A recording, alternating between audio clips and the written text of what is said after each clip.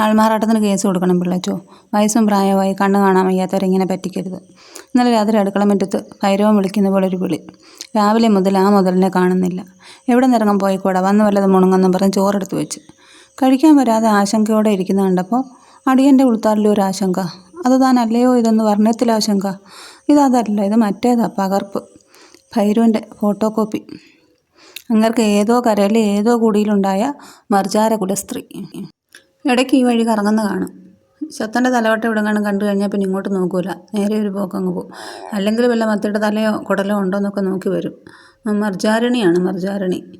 ഭൈരുവിൻ്റെ മോളാണെന്ന് തോന്നുന്നു. അവിടെ മാർക്ക് ചെയ്യുന്നുണ്ട്. ഭൈരു അറിഞ്ഞാൽ മോളാണോ മോനാണോ എന്ന് നോക്കുമല്ല, വെച്ച് കാച്ചിക്കളയും പറഞ്ഞേക്കാം. പക്ഷേ എൻ്റെ സങ്കടം അതല്ല.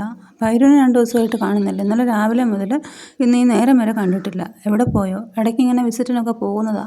ഏതെങ്കിലും ഭാര്യമാരുടെ വീട്ടിൽ പോയതായിരിക്കും. പക്ഷെ വയസ്സും പ്രായമൊക്കെ ആയി. എന്തെങ്കിലും പറ്റിയതാണോ എന്താണോ ഒന്നും അറിയത്തില്ല. ഒരു വിഷമം.